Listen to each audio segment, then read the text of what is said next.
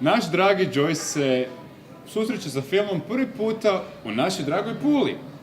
Upravo ovdje, zahvaljujući braći Livka, jedan Aleksandar koji je radio na sjeveru, Karl koji je radio u ovom dijelu sjevernog Jadrana, donijeli su film sa svojim putućim kinematografima i Joyce po prvi puta vidi što je veliko platno.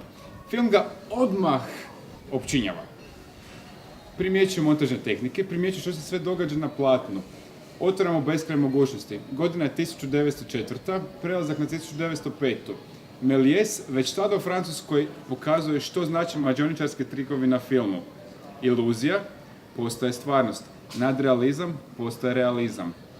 Ono što Joyce sada primjenjuje jest prepisivanje montažnih tehnika, kinematografskih tehnika na sam film.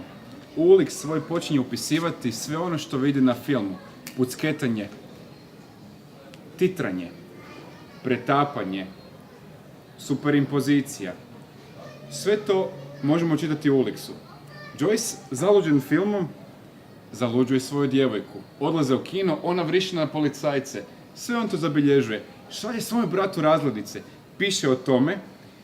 Film postaje dokumentiran upravo zahvaljujući Joyceu.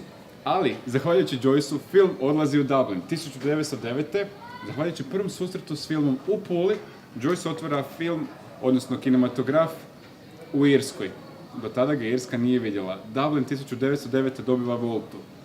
Volta ne živi dugo, ali Joyceovo ime zauvijek je zapisano u irskoj kinematografiji. U hrvatskoj filmskoj povijesti malo se zna da je Joyce po prvi puta ovdje doživio svoj prvi randevu sa filmom.